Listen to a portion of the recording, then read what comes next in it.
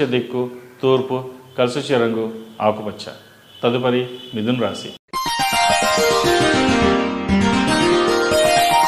మిథున రాశి వారికి ఈ వారం అనుకోని ఖర్చులు సూచిస్తున్నాయి. ఆర్థిక క్రమశిక్షణ కఠినంగా అమలు చేయాలని, ఖర్చులను అదుపులో ఉంచాలని గట్టి ప్రయత్నం చేస్తారు. సంతాన పురోగతికి అధికంగా ఖర్చు చేయాల్సి వస్తుంది. ఆర్థిక భారాన్ని మోయడానికి వివిధ మార్గాలు అన్వేషిస్తారు. విదేశాలలో ఉద్యోగ ప్రయత్నాలు చేసేవారికి అనుకూలమైన కాలం అని చెప్పవచ్చు. స్టేషనరీ, రవాణా సంబంధమైన, ఆహార సంబంధమైన, అలంకార సంబంధమైన వ్యాపార వ్యవహారాలు బాగుంటాయి. అలాగే లాయర్లకు, పోలీస్ అధికారులకు వృత్తిపరంగా మంచి పేరు ప్రఖ్యాతులు లభిస్తాయి. ఉద్యోగపరంగా అభివృద్ధి బాగుంటుంది. వ్యాపారంలో భాగస్వాముల వల్ల నష్టపోయే సూచన ఉంది, జాగ్రత్త వహించండి. కొన్ని సందర్భంలో కఠిన నిర్ణయాలు మేలు చేకూరుస్తాయి. మీ వ్యాపార సంస్థలు గుడ్విల్ పెరుగుతుంది. ప్రభుత్వ సంబంధమైన వ్యవహారాలు లాభిస్తాయి.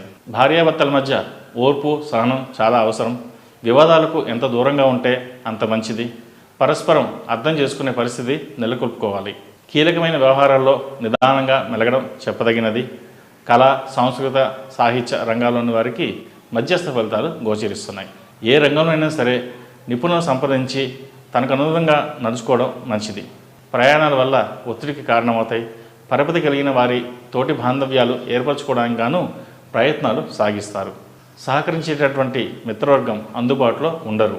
కాబట్టి ఏదైనా మీ నిర్ణయాలు మీరే తీసుకోవడం మంచిది. లాటరీ, క్రికెట్ బెట్టింగ్లకు దూరంగా ఉండండి.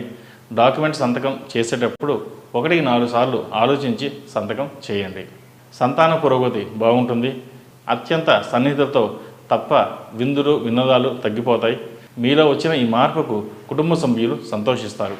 ఈ రాశివారు ఈ వారం మందార ఒత్తులతో ఆవు నెయ్యి వేసి దీపారాధన చేయడం వల్ల ఆరోగ్యపరంగా, సంతానపరంగా మంచి పురోగతి కనిపిస్తుంది.